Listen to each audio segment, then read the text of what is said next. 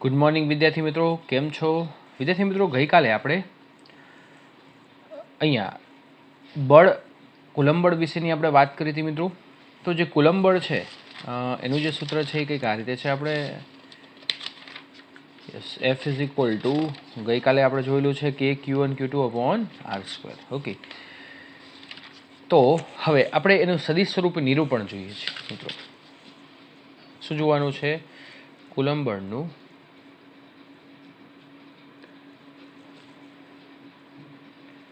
સદિશ સ્વરૂપે નિરૂપણ. ઓકે, તો મિત્રો આપણે કાર્ટેશિયન પદ્ધતિ મુજબ આગળ વધશું. એક્સ વાય અને ઝેડ એક્સિસને ધ્યાનમાં લઈ લઈએ. વાય અને ઝેડ બંને વિદ્યુતભાર એક્સ અને વાય સમતલમાં રહેલા છે. બંનેનો ઉગમ બિંદુની સાપેક્ષે સ્થાન સદિશ R2 છે. આનું સ્થાન સદિશ કહી દઉં છું R1. બંને વચ્ચેનું જે અંતર છે એ અંતરને આપણે લખી શકીએ R12 બરાબર શું થશે? R1 minus R2, otherwise R2 minus શું થાય મિત્રો? R1. ઓકે, તો બંને વસ્તુ આપણે લખી શકીએ. તો હવે આપણે બંને વચ્ચે લાગતું જે બળ છે કુલમ બળ એ આપણે કહીએ કે F12 એટલે બેને કારણે એક પર લાગતું બળ. Okay, F12 is equal two બેને કારણે એક ઉપર લાગતું બળ. અને એ મારે લખવું હોય તો F12 ઇઝ ઇક્વલ ટુ કે Q1 Q2 upon R12 square. પણ મિત્રો બળ તો સદિશ રાશિ છે તો આપણે એની ઉપર સદિશની નિશાની મૂકી દઈએ. અને જો સદિશની નિશાની આપણે અહીંયા મૂકીએ અને આ બાજુ એટલે કે આ આપણે જમણી બાજુ ગણીએ, આ ડાબી બાજુ ગણીએ મિત્રો, તો ડાબી બાજુ જે પદ છે એ અદિશ છે, એને પણ આપણે સદિશ બનાવવું પડે. તો બનાવવા માટે શું કરશું આપણે? R12 કે R12 કોઈ પણ એકમ સદિશ અહીંયા ગુણ્યું છે બરાબર ને, તો કોઈ પણ એકમ સદિશ છે એ સદિશની શું દેખાડે છે? દિશા. તો R12 cap is equal to R12 vector. અહીંયા શું થશે? R12 mode of. Okay, mode એટલે મૂલ્ય. કોઈ પણ સદિશને તેના મૂલ્ય વડે ભાગો એટલે એ દિશામાં શું મળે છે આપણને? એકમ સદિશ મળે છે. ઓકે, તો આ એકમ સદિશ માટેનું આપણે જે કામ કરવાનું છે એનું સૂત્ર આ રીતે છે. એને ઉપરના સૂત્રમાં મૂકી દઈએ તો મિત્રો F12 આઈએમપી ક્વેશ્ચન છે. ઓકે, મોઢે કરી નાખવું. Q2 upon R12 square. અહીંયા કેપની જગ્યાએ હું આ મૂકી દઉં છું R12 વેક્ટર એના છેદમાં R12. So F12 is equal two કે Q1 Q2 R12 ક્યુબ થઈ જશે ને આ બંનેનો ગુણાકાર અને અહીંયા R12 વેક્ટર. તો આને આપણે હજી પણ થોડું વિસ્તારપૂર્વક લખીએ તો R12 ક્યુબ અહીંયા આપણે લખી શકીએ R1 માઇનસ R2. ઓકે, તો આ થઈ ગઈ એની સદિશ સ્વરૂપે રજૂઆત. પણ મિત્રો હવે સદિશ સ્વરૂપની રજૂઆત તો આપણે કરી નાખી પણ હવે થોડું એનું વિસ્તારપૂર્વક વર્ણન કરીએ. સપોઝ કે F12 ફરીવાર હું આ સૂત્રને F12 ઇઝ ઇક્વલ ટુ અહીંયા હું થોડો ફેરફાર કરું. જો સદિશને હું આને આગળ લાવું, આને પાછળ લઈ જાઉં તો મારે ઋણ નિશાની આગળ કોમન કાઢવી પડે, કારણ કે સદિશને જો માઇનસ હોય બે સદિશ વચ્ચે અને તમે એની અદલાબદલી કરો છો તો એક નિશાની આપણે ઋણ આગળ કાઢવી પડે. તો માઇનસ કે Q1 Q2 upon R12 cube. Okay, here R2 minus R1. હવે બીજો ફેરફાર શું કરું? બીજો ફેરફાર હું આ રીતે કરી નાખું minus K1 Q1 Q2 R12 છે ને જગ્યાએ 2 કરી નાખું તો કાંઈ વાંધો નહીં, કારણ કે અહીંયા આ મૂલ્ય સ્વરૂપે છે. મૂલ્યની અંદર તમે ગમે તેટલા ફેરફાર કરો તો એની અંદર ઋણ નિશાની કે ધન નિશાની કોમન કાઢવી પડતી નથી. R1 બરાબર કે નહીં? તો મિત્રો આ આખા પદની જગ્યાએ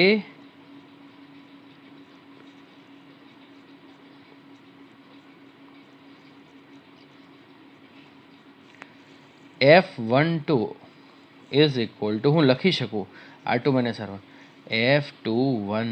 પણ મિત્રો ઋણ નિશાની અહીંયા મૂકો તો શું થાય? F12 is equal two minus F21. એટલે કે બંને બળો બંને એકબીજા ઉપર બળ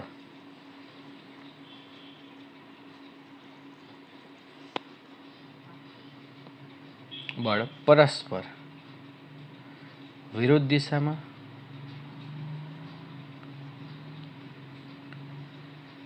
અને સમાન રીતે લગાડે છે. બંને બળ પરસ્પર વિરુદ્ધ દિશામાં અને સમાન રીતે લગાડે છે. તો આ થઈ ગઈ આપણે એની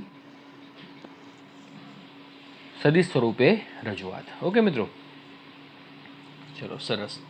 ત્યાર પછી સંપાતપણાનો સિદ્ધાંત જોઈએ.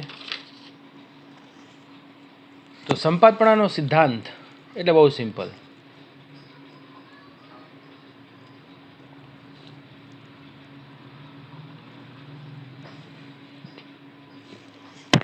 સંપાતપણાનો સિદ્ધાંત એટલે શું?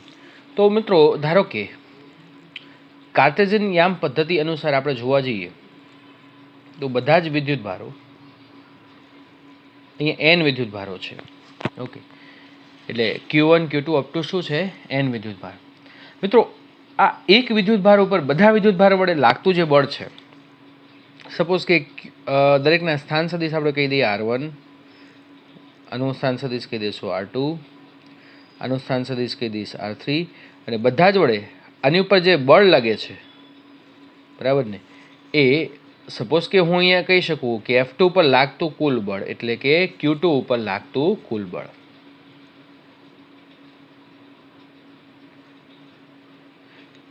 એ બધા જ બળોનો સદિશ સરવાળો કહેવાય. આને સંપાતપણાનો સિદ્ધાંત કહેવાય. એટલે કે કોઈ એક વિદ્યુત ભાર ઉપર લાગતું બળ એ દરેક વિદ્યુત ભાર વડે લાગતા બળના સ્વતંત્ર સદિશ સરવાળા જેટલો થાય છે. સો F21 is equal to F21 plus F23 plus up to Fn3. Sorry, અહીંયા આપણે ભૂલ થઈ ગઈ છે. ઓકે, નહીં બરાબર છે. અહીંયા 2 આવશે અને અહીંયા n આવશે. ઓકે, અને લખવું હોય તો આમ પણ લખી શકીએ, sigma 2i sigma I is equal to n F2i. Okay, આને કહેવામાં આવે છે સંપાતપણાનો સિદ્ધાંત. ઇમ્પોર્ટન્ટ નથી પણ થોડો ધ્યાનમાં રાખો જરૂરી છે મિત્રો. ઓકે, ધ્યાનમાં રાખ્યો હોય તો આપણને આમ ક્યારેક આમ પૂછાતો નથી પણ ક્યારેક ક્યારેક પૂછાઈ જાય, બરાબર, એની ડેફિનેશન પૂછાઈ જાય તો આપણને આપણી જાતે બનાવતા આવડે. તો મિત્રો અહીંયા કુલમ બળનું છે એ કામ પૂરું થઈ ગયું. હવે ત્યાર પછી આપણે કેટલાક દાખલા ગણવાના છે.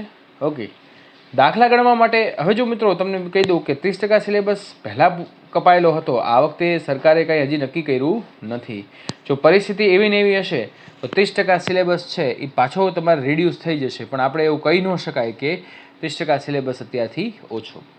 ઓકે, તો હવે હું તમને અહીંયા કેટલાક દાખલા ગણાવું છું. તમારી પાસે ટેક્સ્ટબુક હશે જ. ઓકે, ટેક્સ્ટબુકમાં ઉદાહરણ નંબર 1.2 કે જેની રકમ હું અહીંયા વાંચું છું મિત્રો, ધ્યાનથી સાંભળજો. ઓકે, જો આપણને એવું કીધું છે કે ઉદાહરણ નંબર 1.2, ઉદાહરણ 1.2, એક પદાર્થમાંથી બીજા પદાર્થમાં, રકમ વાંચું છું, ધ્યાનથી કામ કરજો. ઉદાહરણ 1.2 જોઈ લઈએ આપણે. એક પદાર્થમાંથી બીજા પદાર્થમાં દર સેકન્ડે, એટલે એક પદાર્થ છે, આ બીજો પદાર્થ છે, એમાં દર સેકન્ડે 10⁹ ઇલેક્ટ્રોન શું થાય છે, ટ્રાન્સફર થાય છે. એટલે કે જતા હોય તો બીજા પદાર્થ ઉપર, આ પદાર્થ ઉપર કેટલો વિદ્યુતભાર કરવાનો છે, 1 કુલમ. વિદ્યુતભાર કરવા માટે કેટલો સમય લાગશે? હવે મિત્રો પહેલી વાત તો એ કે આ બીજો જે પદાર્થ છે એની ઉપર વિદ્યુતભાર કેટલો કરવાનો છે, 1 કુલમ. તો આપણને ખબર તો હોવી જોઈએ ને કે આ 1 કુલમ વિદ્યુતભારમાં કેટલા ઇલેક્ટ્રોન હોવા જોઈએ, બરાબર ને. પછી આપણે નક્કી કરી શકીએ કે ભાઈ હા, આટલા ઇલેક્ટ્રોન દર સેકન્ડે ટ્રાન્સફર થાય છે તો આટલું વિદ્યુતભાર થવા માટે કેટલો સમય લાગશે. તો સૌથી પહેલું કામ શું કરશું કે 1 કુલમ વિદ્યુતભારમાં રહેલા ઇલેક્ટ્રોનની સંખ્યા.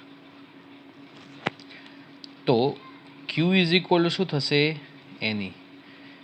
અને N ઇઝ ઇક્વલ શું થશે? Q upon E. તો Q બરાબર આપણને કેટલું કીધું છે? 1 કુલમ.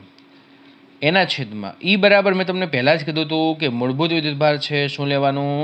આપણું આ સૂત્ર જોયું ને, વિદ્યુતભારનું ક્વોન્ટમીકરણનું સૂત્ર છે મિત્રો. ઓકે, તો 1.6. તો આનો તમે હિસાબ કરશો મિત્રો તો ઓકે આઈ થિંક 0.625 એને ગુણ્યા 10⁻⁹ આટલા ઇલેક્ટ્રોન હોય. તો હવે આપણે ત્રિરાશિ મૂકી શકીએ. ત્રિરાશિમાં શું મૂકવાનું કે ભાઈ 1 સેકન્ડમાં આટલા, એટલે ત્રિરાશિ આ રીતે છે: ઇલેક્ટ્રોન અને સમય. જો 10⁹ ઇલેક્ટ્રોન 1 સેકન્ડમાં ટ્રાન્સફર થતા હોય તો આપણે કેટલા ઇલેક્ટ્રોનની જરૂર છે? 0.625 ગુણ્યા 10⁻⁹ ઇલેક્ટ્રોન કેટલા સમયમાં ટ્રાન્સફર થશે મિત્રો? તો એ સમય મેળવવો હોય તો બહુ સિમ્પલ છે. આનો ગુણાકાર કરો. T ઇઝ ઇક્વલ ટુ 0.625 એના છેદમાં એને ગુણ્યા 1 અને એના છેદમાં થશે ગુણ્યા 10⁻⁹ અને એના છેદમાં થશે 10⁹. તો 0.625 એને ગુણ્યા 10⁻⁹. સમય શેમાં આવે? હંમેશા સેકન્ડમાં આવશે. ઓકે, તો અહીંયા આટલો સમય મળી ગયો. વર્ષમાં ફેરવવું હોય તો શું કામ કરવાનું? આટલું કામ કરજો મિત્રો કે 0.625 એને ગુણ્યા 10⁻⁹ સેકન્ડ ને વર્ષમાં ફેરવવું હોય તો 3.16 એને ગુણ્યા 10⁻⁷ વડે ગુણી નાખવું, ભાગી નાખવું. તો શેમાં ફરી જશે? એ વર્ષમાં. તો કેટલા વર્ષ થાય? 198 વર્ષ. બરાબર કે નહીં? અને એપ્રોક્સિમેટલી જવાબ આપણને કેટલો આપ્યો છે? 200 વર્ષ. ફરીવાર મગજમાં ક્લિયર કરજો કે સેકન્ડમાંથી યરમાં ફેરવવું હોય તો 3.16 ગુણ્યા 10⁻⁷ વર્ષ, એટલે એના વડે ભાગી નાખો તો શેમાં ફરશો તમે? વર્ષમાં. ઓકે, ચલો ત્યાર પછી હવે આપણે ઉદાહરણ જોઈએ છીએ 1.4.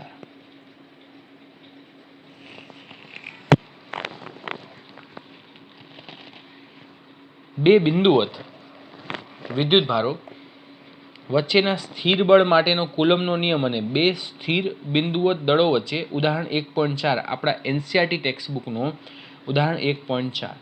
બે બિંદુવત વિદ્યુતભારો વચ્ચે સ્થિત વિદ્યુત બળ માટેનો કુલમનો નિયમ અને બે સ્થિર બિંદુવત દળો વચ્ચેના ગુરુત્વ બળ માટેનો ન્યૂટનનો નિયમ.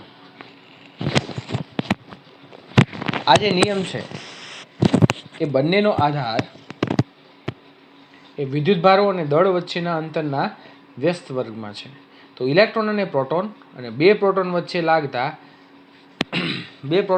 લાગતા બળોના માનના ગુણોત્તર પરથી તેમની પ્રબળતાનો સરખામણી કરો. ઇલેક્ટ્રોન અને પ્રોટોનને 1 એંગસ્ટ્રોમ દૂર હોય ત્યારે તેમના પરસ્પર આકર્ષણ બળથી ઉદ્ભવતા ઇલેક્ટ્રોન અને પ્રોટોનનો પ્રવેગ મેળવો.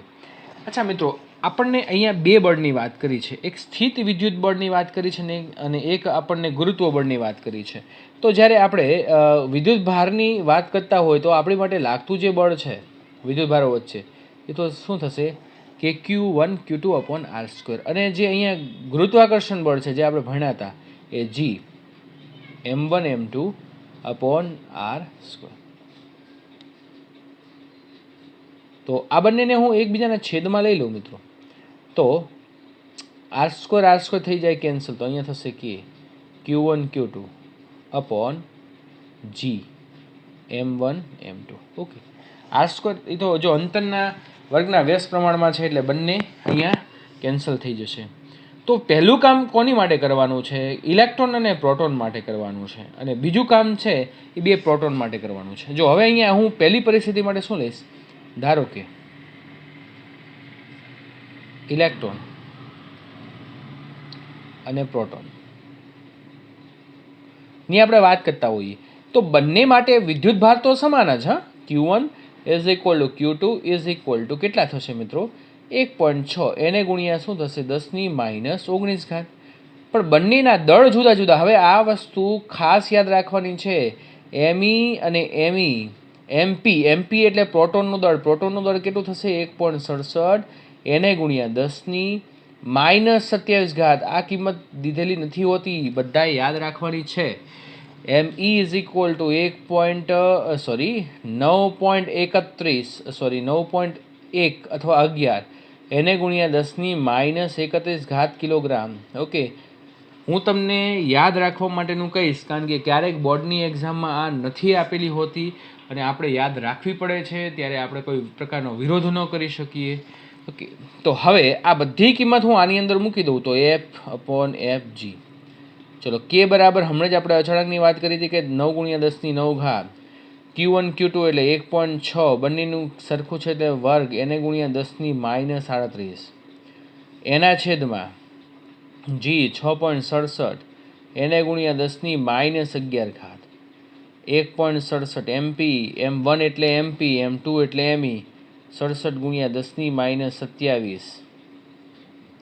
એને ગુણ્યા 9.1 11. એને ગુણ્યા 10⁻31.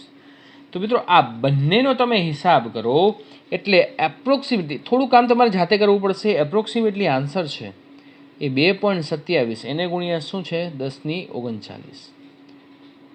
બંનેનો ગુણોત્તર એટલે આ Fe કહી દઈએ, વિદ્યુતીય બળ Fg કહી દઈએ, તો એનો મતલબ કે વિદ્યુતીય બળ છે એ ગુરુત્વાકર્ષણ બળ કરતાં 2.27 ગુણ્યા 10⁻39 ઘાત ગણું છે.